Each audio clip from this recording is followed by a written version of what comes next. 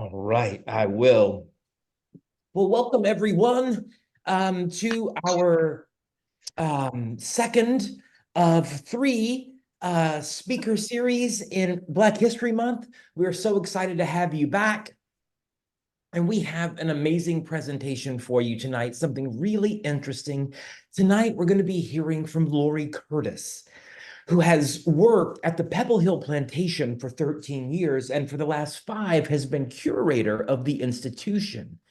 Her main role is to research and narrate the story of the estate in order to share it with visitors and all the many issues that may come up in interpreting plantations in modern society.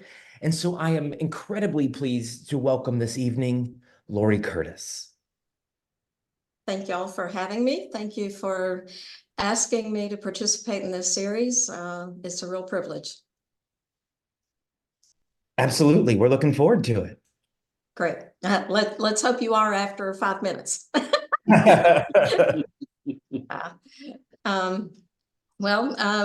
Daniel came and asked me whether I would be willing to present on our most recent addition to our tour here at Pebble Hill, which is the Kennel Cottage. And so I'm gonna let him get the slides in order. But the Kennel Cottage has a rich history here at Pebble Hill, and I think it's going to tell an even richer history over the years to come.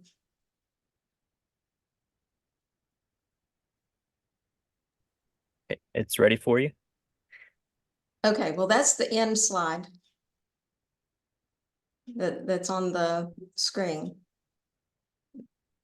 We need to back all the way up.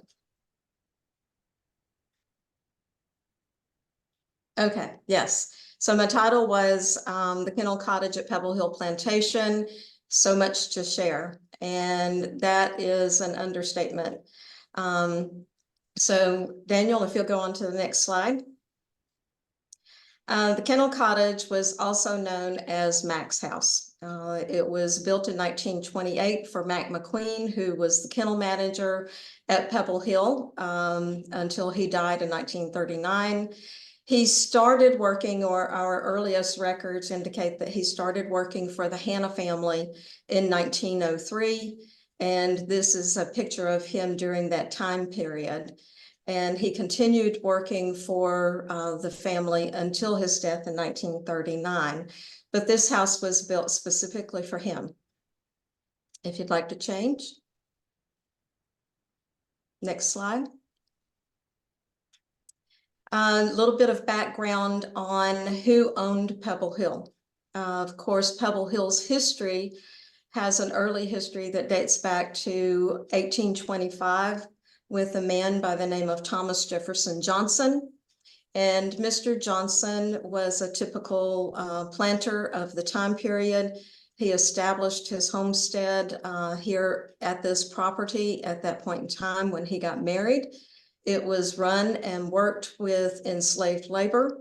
And at the time of his death, recordings indicated that there were 20 enslaved people listed among his property. And after he died, his daughter, Julia Ann, inherited the property, and she continued operating it as her father had with her husband.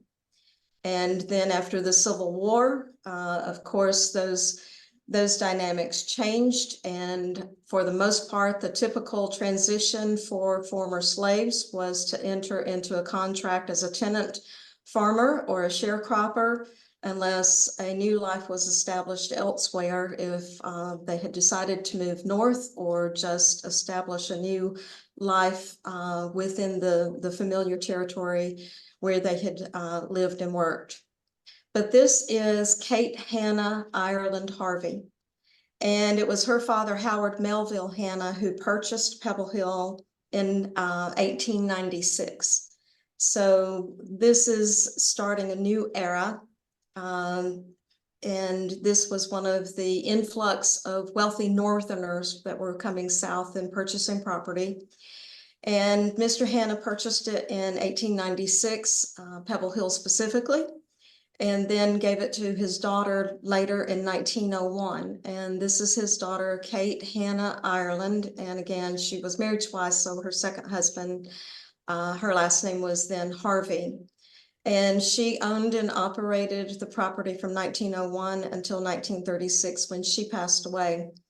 At that point in time, she set out to restore the house that the Johnson Mitchell family had owned.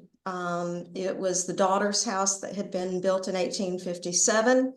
And I'm sorry I didn't include a slide of that. We have very few pictures of the house prior to its restoration. But Kate set out to restore the house, and it was in great need of repair at that point in time. And the land had not been cultivated in many years. And because there was that time period when after the Civil War and then Reconstruction and the transitions of these new people coming in and buying properties, there was a downtime where this was neglected. And she set out, though, to restore the house, and she did that. And in addition to restoring the house, she started cultivating the land, mostly for the purposes of supplying food and things for the estate that she was building. She used this as a winter home. And so basically they were here for 3 to 4 months out of the year and periodic check-ins. But it was used as a winter residence and a sporting plantation at that point in time. And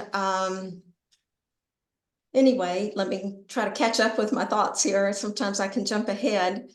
But Kate, she also purchased additional acreage and ultimately ended up with about 3,000 acres of property. And those 3,000 acres of property still are under the umbrella of the Pebble Hill Foundation. And she used this again as a winter estate. She bred Jersey cows. That was one of the avocations. This property was never used as a vocational or money-making property for the family. They were wealthy industrialists, again, from the north, from Cleveland, Ohio. Daniel, if you don't mind. This is her daughter. This is Kate's daughter, Elizabeth Pansy Ireland Poe. And after her mother, Kate, died. Did someone have a question? Okay. After Kate passed away, then Pebble Hill fell to her daughter, Elizabeth Ireland Poe. And locally, she was known as Miss Pansy. And that was the nickname she received when she was born, and it stayed with her throughout her adult life. She owned the property from 1936 until she passed away in 1978. And it was this woman here that you see who wanted to leave Pebble Hill as a museum. And so she endowed the property and left it to a foundation. It still operates under that foundation's oversight. And basically, if you ever tour the house, if you ever have toured the house, you're going to see it basically as it was left. It has the original furniture and art collections that the family had enjoyed while they were living here. But again, it was Miss Pansy who wanted this property to be open as a museum. But it was the two women together that give us the information that we'll have for research to continue narrating the story of the workers that worked for them through almost 80 years. Daniel? So this is the actual Kennel cottage, and the project began in October of 2022. We can go to the next slide. And this site, this house was chosen. It had been an ideal and an idea for many years, but this house was used as office space for our facilities manager and our grounds manager for many years. And so it was being utilized with nowhere else to house these departments that take care of the property now. And then later in 2022, that summer, there was a tenant located in another building on the property who was going to be moving out of that building. And so it opened up the opportunity for us to clear Mac's house. I like to refer to it as Mac's house, even though formally it is the Kennel Cottage. But we started the process of moving those two departments out of the Kennel Cottage and into a new location. And that did begin in October of 2022. The house is a 3-bedroom house. It has a kitchen, a living room, and a bathroom. And in 1928, in a rural area, having an indoor bathroom was probably a real perk for whoever was living there. It's designed very similarly to a group of houses that were built in 1914 on the property. They were built and called the war cottages because that was about the time when World War I took place. Daniel? The Kennel Cottage has become a wonderful spot for interpreting the workers' side of the Pebble Hill history. But prior to that, we have used the Waldorf, and this is a picture of the Waldorf. And this served the family as the laundry for the main house for many years. You have a ground floor where there are laundry equipment, washing machines, drying racks, and so on. The upstairs was living quarters for the laundresses and additional drying space. But this building has undergone some transition and some project ideas that were stopped in hopes that we would interpret this building to serve as the main resource for the Pebble Hill workers' story. But the expense of getting this building ready was a little overwhelming for us at the moment, but it will still serve as part of that story. But the Kennel Cottage just proved to be the ideal spot. Daniel? This is the Kennel Cottage. I just came across this picture from 1959. Of course, it's painted white now, but back then, a lot of times you'll see that green that you'll see a lot of, on a lot of plantation properties, either in trim or in the primary color of the structure. But again, this is going to serve us very well for now and years to come. Daniel? We're going to share the stories of people like Sarah Johnson and Mac McQueen. And I put these two in the forefront because they started with the family when the family moved here. And they are recorded in diaries and other documents, such as other photographs. And I love to tell their stories. And to me, they are just part of the heart of Pebble Hill's history. Sarah Johnson is one of the unique individuals that carried over into both eras of Pebble Hill. She was born as a slave in Thomas Jefferson Johnson's household, and she lived that way until Thomas Jefferson Johnson passed away. Don't know what her life was like in the intermediate time period before the Hannahs came along and purchased Pebble Hill. But after Kate did purchase the property or became owner of Pebble Hill, she then hired Sarah to work as a nanny, an attendant to her young children at that point in time. And you can see in this image here, she's sitting on the front porch of the house. And she is a woman who has some age to her at this point in time. She died, I believe, around 1912, if I'm not mistaken. She lived a good life. And then we moved to Mac McQueen. This is another image of Mac, and he too is sitting on the front steps of the house. And as I mentioned before, he started working for the Hanna family around 1903, if not a little bit earlier. He was from the Duncanville area, as was Sarah, which is, I believe, now the Beachton area here in Thomasville. And he is recorded in Pansy's diaries. Pansy kept diaries, which serve us as a great resource for information to tell our history. But she has recorded multiple times her interactions with Mac. She would go out into the woods with him to go hunting or to clear logs that had fallen, trees that had fallen. And we're talking about a young girl, 10, 12 years old up until she was in her teens. Mac was the man that you wanted to go to if you needed to know anything about this property. This was a northern family and primarily a female dominant family here at Pebble Hill at that point in time. And Mac was obviously familiar with everything, the woods, the animals, anything they needed to know. And so he was relied on heavily throughout their life here at Pebble Hill. Daniel? The family hired many people locally, but in the early years, we'll see some pictures of some other people.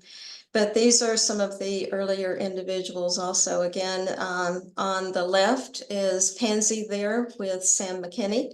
Sam McKinney was a chauffeur, and he died right around, oh gosh, I think it was 1934. He ended up with an injury, and that injury got infected, and unfortunately he passed away at an early age. But he worked and served as the primary chauffeur for the family for many years. He would travel back and forth to Cleveland, to here, to New York, and so on. Wherever the family was traveling, he was with them. And it was a great loss. We have letters in our files of people who had sent their sympathies to the family upon his loss. And so that speaks to the importance and of his role here for the family. Charlie McQueen was another individual. Don't have as much information on him. He was part of the Mac McQueen household. I believe he was a nephew of Mac's. But this is, of course, him probably on a Sunday with his child. And then we move up to the later years before Miss Pansy Poe died. These were some people who worked for her. Miss Alice Massey. She was working as Miss Pansy's personal maid and lived here for many, many years. And she has a rich history here as well. So does Clyde Bryant. Clyde Bryant worked as a general worker here, but for the most part, I believe he worked with the horses in the stables, and that sort of was the role that he played. And they remained here until after Miss Pansy's death, until the house opened as a museum. Daniel? And of course, we don't want to leave out King Dennis Hadley and the Hadley family's connection to Pebble Hill throughout its history. And King Dennis Hadley, after Sam McKinney died, I have just recently found that was about the time Dennis Hadley started working as a chauffeur here at Pebble Hill. And that is a picture of him on the right. And I'm sorry to say I don't know who the individual is on the left. Kate and Pansy both were very good at keeping photographs in albums and then also notating who the individuals were. But sometimes it just focused on the primary person in the photograph and maybe not the secondary. Daniel? So the continuation of how we are utilizing the Kennel Cottage. Daniel asked for like a first year overview. And so this is where we began. Again, the house had been used for offices, and this was kind of in the process of cleaning out, but not too early in that process. So it was a bit of a mess. And so we started from the get-go and started cleaning out. Daniel? This is another shot of the kitchen. Some of the kitchen, of course, is not original. That sink looks like it might have been a replacement maybe in the 1950s or so. But all of the other parts of the house are unaltered. And so that again is what makes this building so appealing and so intimate for this part of our interpretation. Daniel? Again, more work to do. There was a lot of cleaning up. There had been an air conditioner in one of the walls, and so that did have to be removed and the wood paneling replaced. And so that's the view that you're getting right there onto the back porch. Daniel? And again, clearing out old offices, trying to make way for what was ahead. Daniel? And here we have a more finished version of the kitchen here. This actually was taken on the day that we opened to the public. And there were a few pieces of furniture in the house that nobody knew exactly where they came from. They could have been there when the McQueen family lived there. Some of the pieces could have been brought from other houses that were on the property, but they were definitely part of the cottage furniture that could have been spread around the property of the people who lived and worked here. Daniel? These chairs, for instance, are two of those. And in this room, you'll see over the fireplace, there's an image, a photograph of the Pebble Hill Plantation baseball team. That image is from 1921, I believe. And that is going to be a huge part of our future interpretation that has some far-reaching implications, and there will be more to come on that.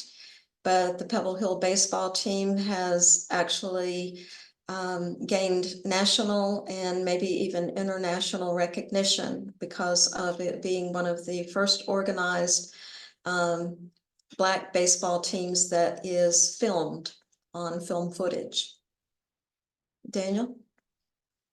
This is what would have been the living room of the house. So when you come in the front door, this is what you're going to see now. And so we have stands there that give the background of what the house was used for over the years, and some surrounding supporting structures too, like the Waldorf and the hospital and the dog hospital and so on. This would have been one of the bedrooms originally. And again, right now, I will say we have a lot to do. We feel like we got off to a good start, but there's so much more to come. But the image over the mantle in this room is of the Easter celebration that was held from 1901 up until 1940. And it was an opportunity to celebrate Easter here on the property. And it was a time when the workers at this plantation, as well as surrounding plantations, were invited for Easter lunch and games and activities, all dressed in their finest.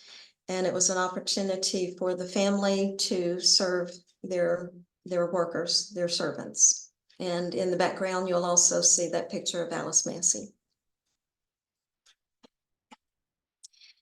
The grand opening took place on February 2nd of 2023. And we rushed getting the site open because 2023 is when Pebble Hill celebrated its 40th anniversary of being open to the public. And we did want to try to kick it off with Black History Month and opening this site for that occasion. And you can see it was a well-attended event. We were all very happy to be there. Did you want us to hold questions until you finish your slides? If that's okay, we can circle back to images, but if you, I'm open for whatever you guys would like. Yeah, let's go ahead and hold off just for a bit, and then we'll answer any questions at the end. Okay, we can scroll back through images. That's fine if it prompts people. Also for the grand opening, we did have our special guests. We were thrilled that Jack came. We kind of expected Jack to come, but we were absolutely thrilled that his sister Estella Hadley Groover made it to this opening. The image behind them on the right of their father there that I showed earlier, neither one of them had ever seen that picture. And so it was just a wonderful moment to see their expressions upon seeing that. And since the grand opening, this has received a really good response. We feel like we have really added to Pebble Hill's history, and that it's becoming fuller and more complete. And Pebble Hill was a community. The Hanna family was at the center of that, but they were certainly surrounded by some wonderful people that kept this place running and made life good here. This image is of a group of educators who came. You can see Jack is in the background and leading the tour. They came and toured the entire property, but we're very happy with the response so far.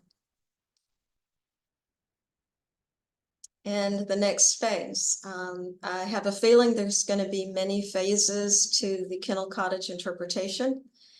We do feel like we are at the ground level, and it is a good foundation, but there is so much work to do.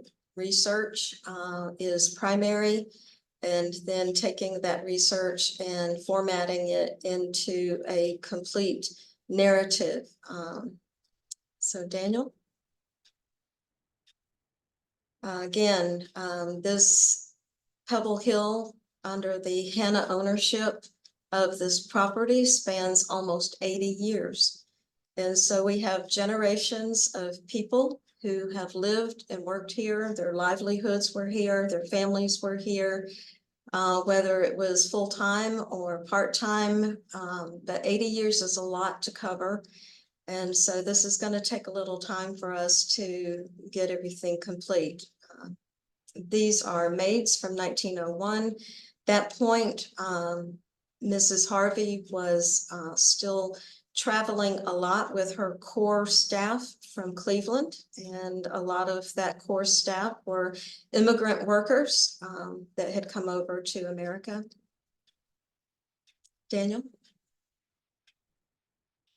And there's another picture. This is from 1910. Go ahead. This is from 1935. In addition to maids and butlers and chauffeurs and herdsmen and so on, they had a resident artist by the name of Jean Pullen, who was from Boston, Georgia.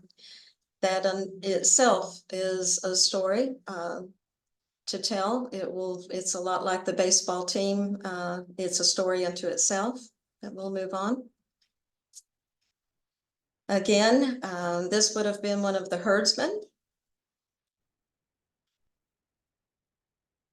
Another cowman that's in front of the cow barn. The Jersey herd were a big deal here at Pebble Hill. It was a very highly respected herd for the property. This is another picture of Clyde Bryant and his family. And Clyde again worked with in the stables and as a general laborer for many years. And I believe this is the last photograph. But after the Jersey herd was no longer primary to the property, after Kate died, thoroughbred horses became prominent under Elizabeth Ireland Poe, Miss Pansy. And a lot of the efforts and the people who were employed here was for taking care of those thoroughbred horses. And again, I'll say the next phase. We are still at the foundation of this story, and there's a lot more work to do again, but it is going to take time and energy, but we're looking forward to it. And thank you, and we'll definitely open it up for questions. Absolutely. That was fascinating. And I know already that we do have a lot of questions. And so I guess the best place to start is I mean, I have questions of my own, but I feel like we should probably open it up because so many people were interested in asking questions. I'll start with a question that we received in the chat. It says, can Lori speak briefly about the project recovering the grave sites in the Black Cemetery on the grounds? Well, I would love for y'all to attend a tour that I'm doing on February 22nd. It's a Thursday from noon until 1. And I will go in depth as to where that project stands at this point in time. The cemetery is accessible through our website. And if you need help navigating to find that, I'm certainly happy to help you with that. But if we can stick to Kennel Cottage right now, but the cemetery project is also something that we are attending to. And Ms. Eugenia, did you want to go ahead and ask your question now? Yes. So first of all, thanks very much for the education. This is someplace my parents had mentioned when they lived in Thomasville. So it's really very nice to be able to see it and get some understanding of it. As far as the Kennel Cottage is concerned, you mentioned it was 3 bedrooms, a kitchen, a bathroom. Like, how big is that? And do you think that that would have been multiple families living there? It is a nice sized house. I don't know the square footage offhand. We have a replica of the original blueprint. It was drawn up by actually the same architect who designed the main house. But the rooms are sizable enough that multiple children, if sharing a room, would be comfortable. And looking at census records under when Mac was living there, he had him and his wife, and their own children, and sometimes they had children probably of other family members. It was probably comfortable. I don't imagine though that it was overcrowded. And I did have just a follow-on question. This is my last one. In terms of like where this was situated, there's what I'll call the main house, the laundry facility. Like, where would this have been, and would it have been close to other workers' housing as well? Is that the way it was set up? Actually, this one is set apart a little bit. It's on the main grounds of the property. So it was unique in that way. It was very near where the kennels are located, and that is on the main drive. When you come onto the Pebble Hill property, you're going to pass one building on the left. The next one is the Kennel Cottage, and the Waldorf is right across the street. So it is in the heart of the estate. And so it's very accessible. And it was very much a part of, again, that core part of the property. Can I elaborate on the house that you just showed? I'm Jack Hatley. Is it okay? Yes, yes. Okay. You know, the house, the question asked about the size of the house. Well, I was born and raised in a house just almost identical to that one. I did the rural part of the plantation, and there were always large families. It was big enough to put 2 regular sized beds in there. In other words, like not almost big as a queen bed. And he said that's how big the rooms were. And plus you had a closet in it as well. And then of course we had a dining room that was big, and then we had a living room also. Then you had the kitchen and a back porch, and then an outdoor toilet and a well, because I live out in the rural part of the plantation. So the house is very comfortable, and I'm from a family of 14. There's always been about anywhere from 7 to 8 family members in the house at the same time, including mom and dad. Thank you, Jack. In another question from the chat, I had somebody's asking, what was the largest number of slaves that were on the property at any one time? At any one time, the only record that I know or can recall at this point in time is the record from when Thomas Jefferson Johnson died. And it was recorded as 20 or 21 enslaved people. And that was at the time of his death. If there is an additional record after his death under the ownership of his daughter and her husband, I would have to go back and reread I refer to William Warren Rogers' book about Pebble Hill. He did a thorough history on the property, but I honestly would have to go back and see if that is included in that.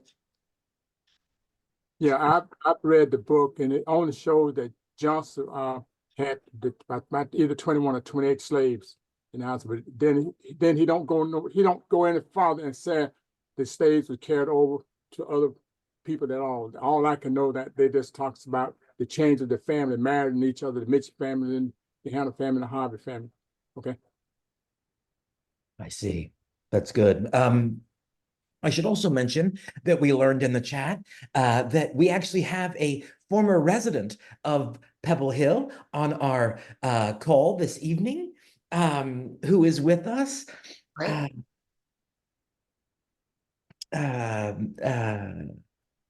Ms. Ziegler, do you have any experiences that you'd like to share about being a resident on the plantation?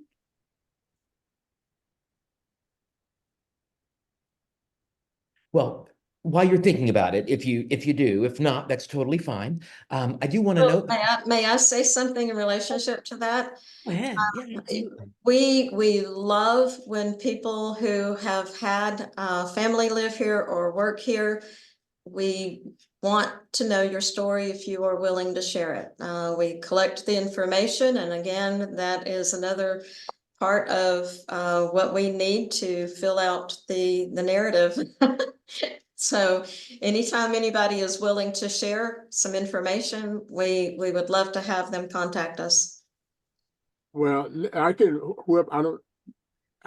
lived and was raised out on Pebble Hill Plantation, for those who may not know. My dad he worked out there for 53 years. And that was his first job was at Melrose Sinkhole and Pebble Hill, and then left Pebble Hill and went to Flowers and Bakery, the Fortune 500, worked a year. Then the grass was green on the better side, so he came back to Pebble Hill and raised his family there, stayed there until he retired back in the mid-70s. And yes, there was 2 schools on the plantation to educate all the Black kids out there, and up from I call it primer grade, but now they call it preschool up until the 7th grade. After the 7th grade, then you had transportation to go into the city of Douglas High School. We was very fortunate. We had Mrs. Ruth Hadley, who was my cousin Lord Hadley's wife. He was a chauffeur, that she was a school teacher, taught 50 years at Douglas High School. And she always had sounded like a little dogwood truck. Probably was a truck that they converted to a little station wagon that all the kids would meet her at the main gate from the other neighboring plantations, and she would take them to school. So that went on for about 50 years up until really she retired. So, and plus we had Easter celebration on the plantation. We had to celebrate the 20th of May on the plantation. So actually, and then we had a doctor right there that took care of all the patients. We had a nurse that went and took care of the people on the plantation. So it was a life that I enjoyed living because I didn't know no better. I mean, that was my dad's job. My mama raised us all out there. That was his work. And we had pasteurized milk.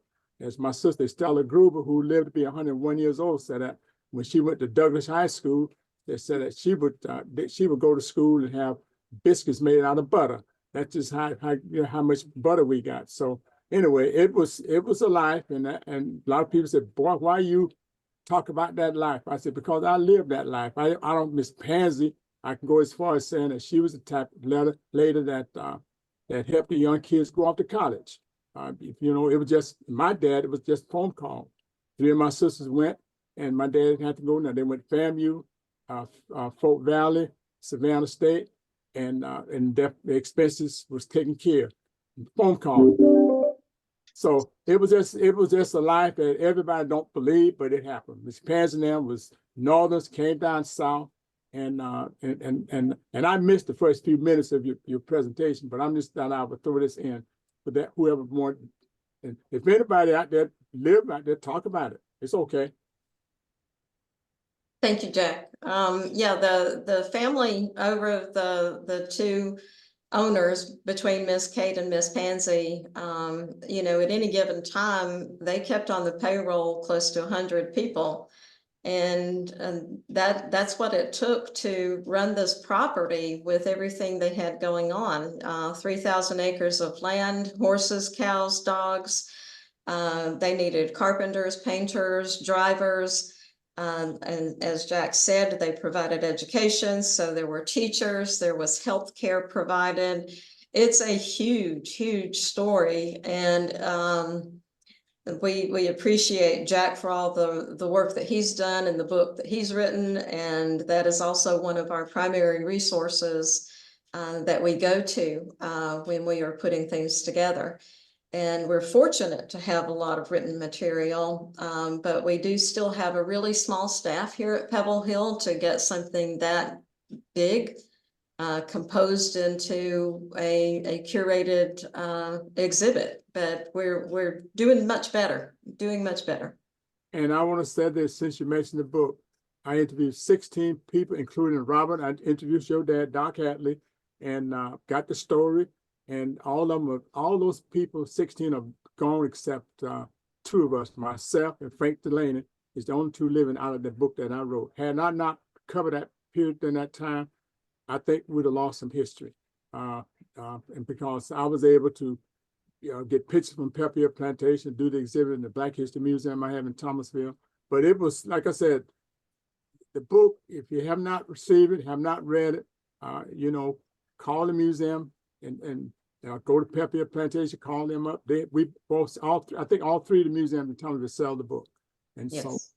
But anyway, it was a life different. But I think that when my sister said that my mother had a lot of butter to make bread. She wasn't about no lard or nothing like that. That tells me, and there's plenty of meat to eat, chickens to feed, killing hogs. And the 20th of May, for those who may not know, that's when we received the word. We freed slaves back at the Knock House in Tallahassee, Florida, back in 1865. They said Juneteenth, but we got the word before Juneteenth took place. That was the last slave. But I do acknowledge Juneteenth because the president signed it as a holiday. So anyway, just throw that out there for you. For those who don't know or don't understand, you need to visit Pebble Hill Plantation. You need to visit the museum also, the Jack Adams Black History Museum in Thomasville. We'll share that history to you anytime. I think Mr. Hadley brings up a good point and a question that, there are, in public history more broadly, interpreting plantations can be a thorny issue, a thorny racial issue. But in this story that you're telling today, it seems, you have in the early 20th century, where much of the rural Black population in South Georgia is working on plantations as debt peons for nothing in virtual slavery. You have people being hired and paid to go work at a plantation. And not only that, but they're sending little white girls out to go with a Black guy with a gun in the woods. The idea that would happen in the early 20th century is crazy. That is really revolutionary stuff. The idea that you would send a white child, a female white child, out with Mr. McQueen to go hunting, that's a big deal. I mean, that does not happen in most places, especially in South Georgia in the early 20th century. Well, Thomasville's history is unique. I am not a native to Thomasville, and there were a lot of things that struck me when I moved here. And the longer I have worked here at Pebble Hill and the deeper I have gotten into the records and things like that, it is amazing. You know, I haven't given a lot of thought as to what and I told Daniel this earlier this week. I said, my background is not in history. I have a degree in art, but I have, just fallen for wanting to share this unique story. And Pansy's diaries are where my interest started. Pebble Hill has a public history long before I came along, and people did a wonderful job at pulling those pieces of information together.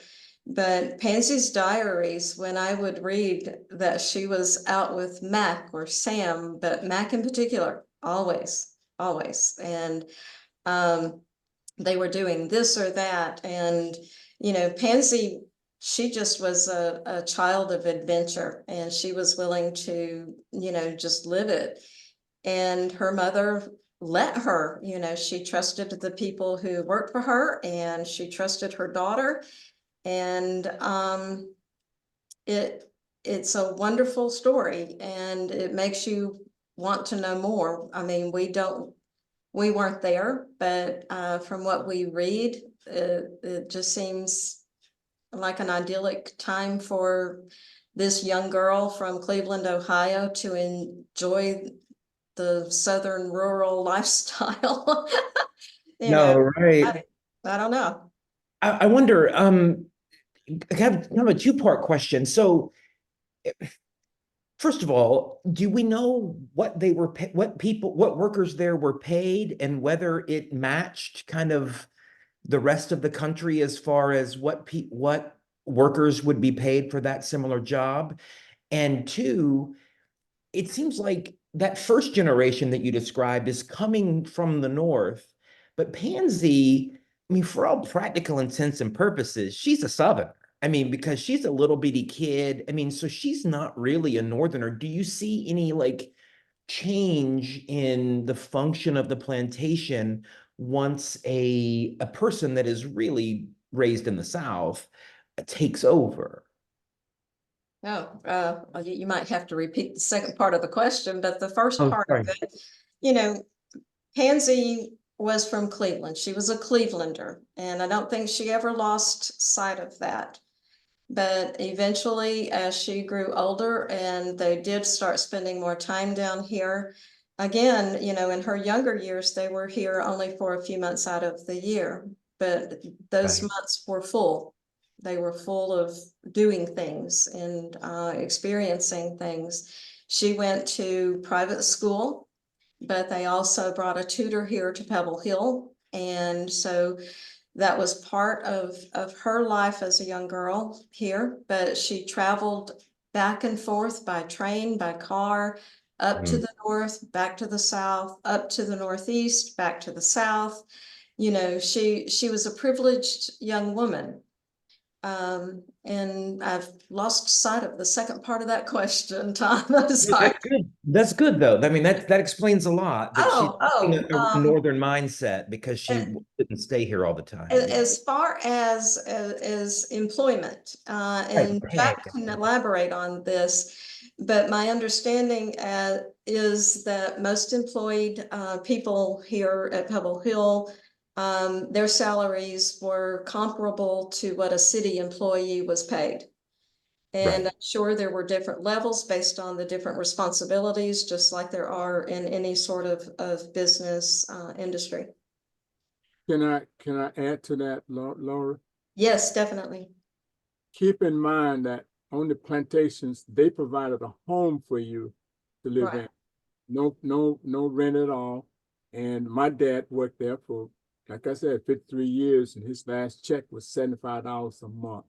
So, and so the money was, and they know how to penny pitch them. $75 a month. I don't know what's that worth today, but they survived. And most of these black guys on that plantation, they had cars. All of them had. My dad always had a car ever since he back here had a T-Model 4. So I'm just saying they was able to buy a car to provide their own transportation. So I don't think there was so much concern about the salary. They just had a job, making the money to feed the family and having a home. But once they moved on to plane into the city, then that's a whole nother story. But as far as comparing the Right. As Jack was saying, your housing a lot of times was included as part of your salary, as was a certain amount of milk was provided and things like that. It wasn't you didn't get everything, but you had a good salary package. Right. That's We have fair. another question in the chat that asks, between Thomasville, Tallahassee, and Monticello, there were more than 70 plantations.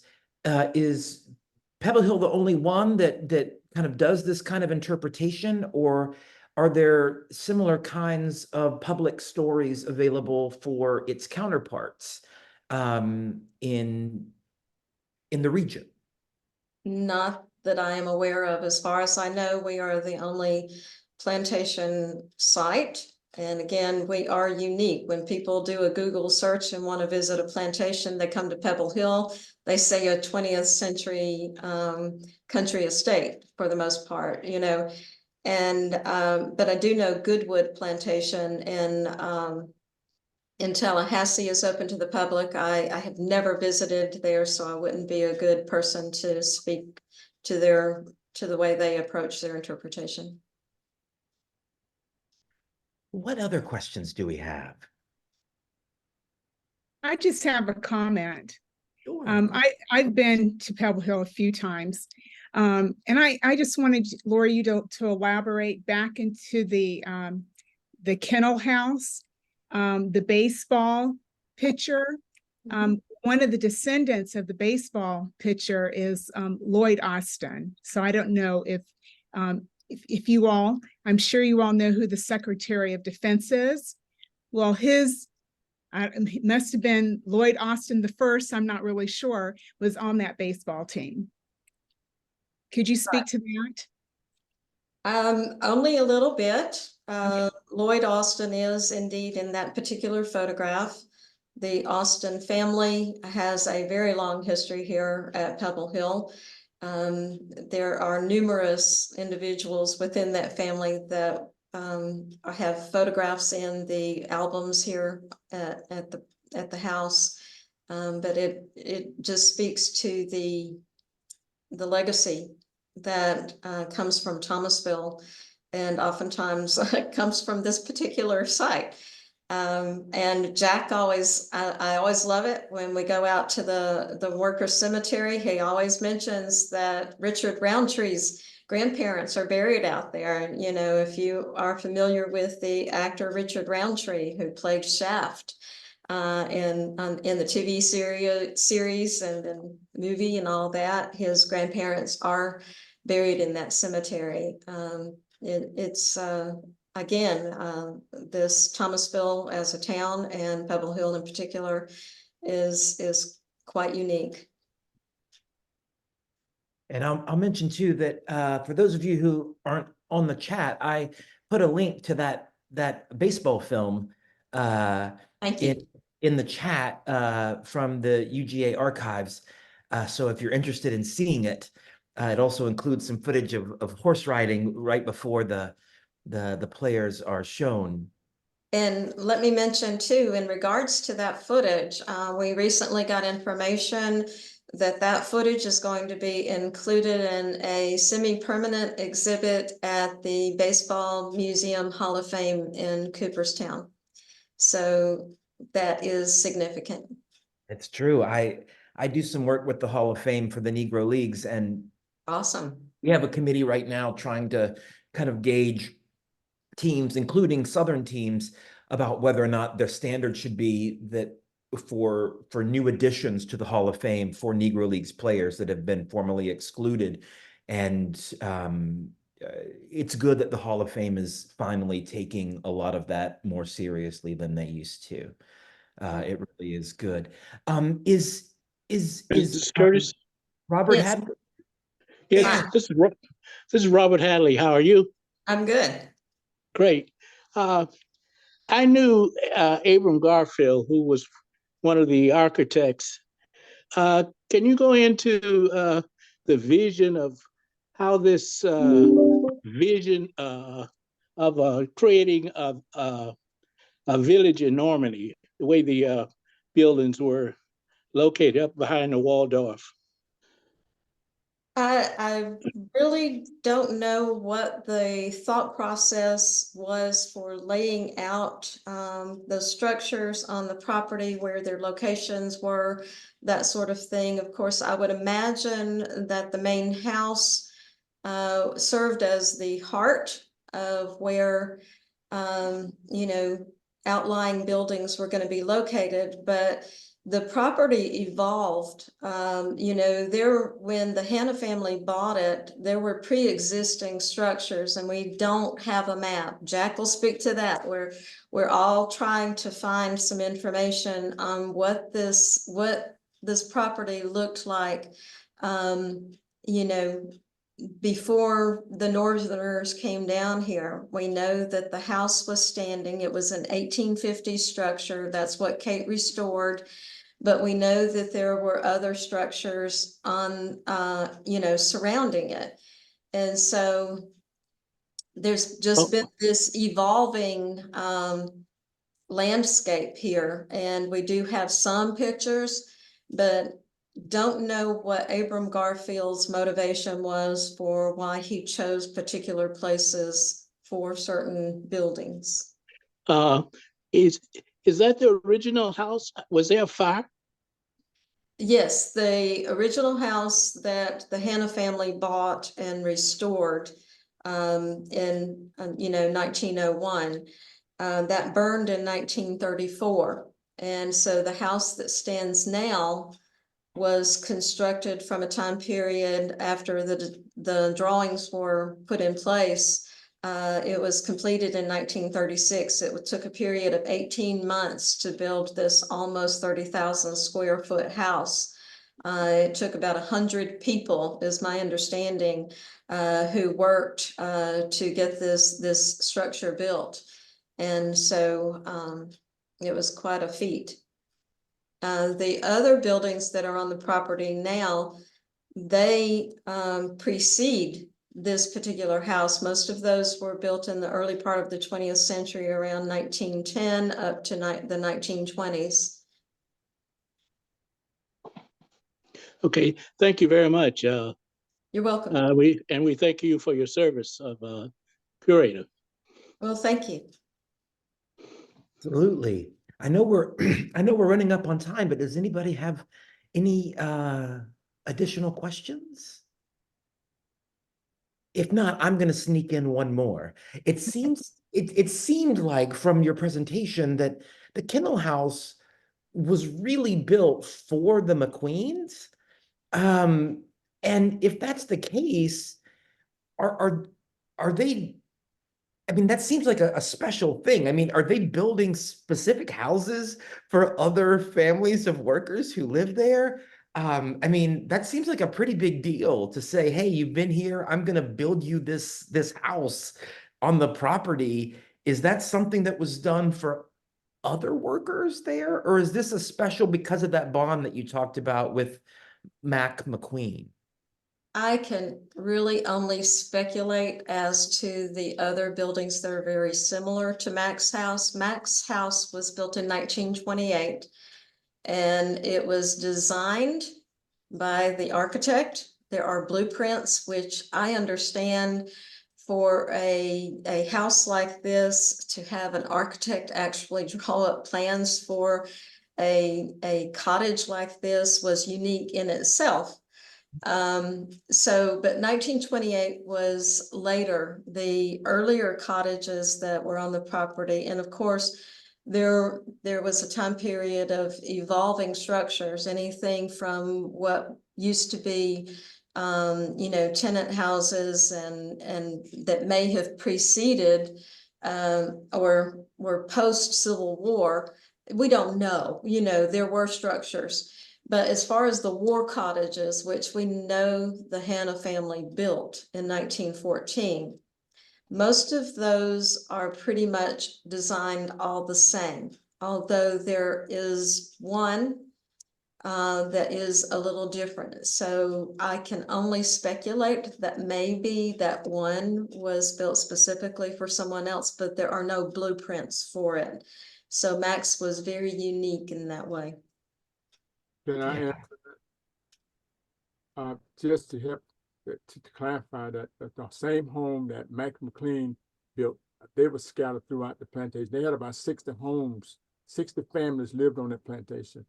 And just to give you more, just the kind of people they were, my dad was a chauffeur, and Miss Pansy would travel by coach, and it used to be parked out in front of the train station. And my mom and dad, not my mom and her two siblings, that was Stella Gruber, who was about 5 years old. My brother Jitty was about 2 or 3. They would travel with Miss Pansy and her staff to Kentucky. And when they came back on one of the last trips, she had built a brick house. They call it the cottage, but they had built a 2-story brick house for my dad and cousin Lord Hatley to live in.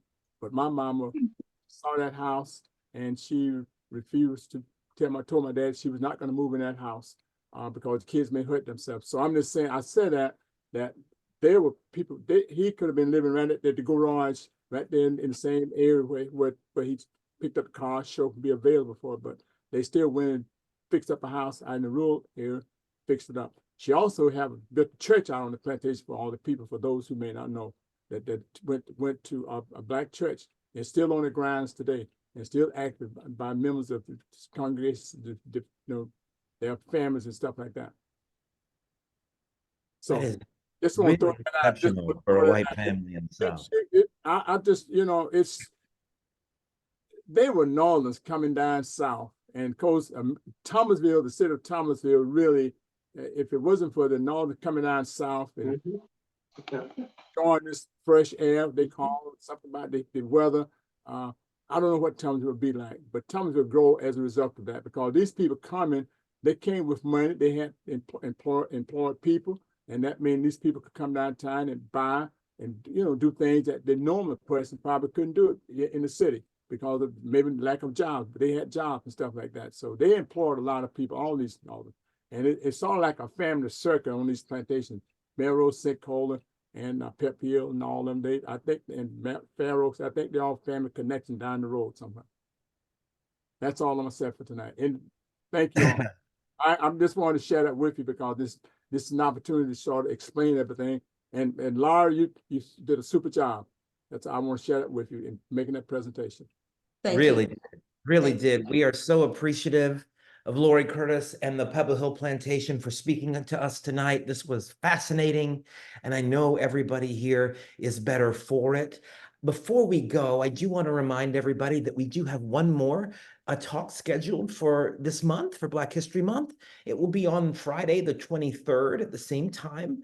Well, we will be speaking with Roscoe Washington, a local Thomasville artist, on his life and work. But again, we thank excuse me, I'm sorry.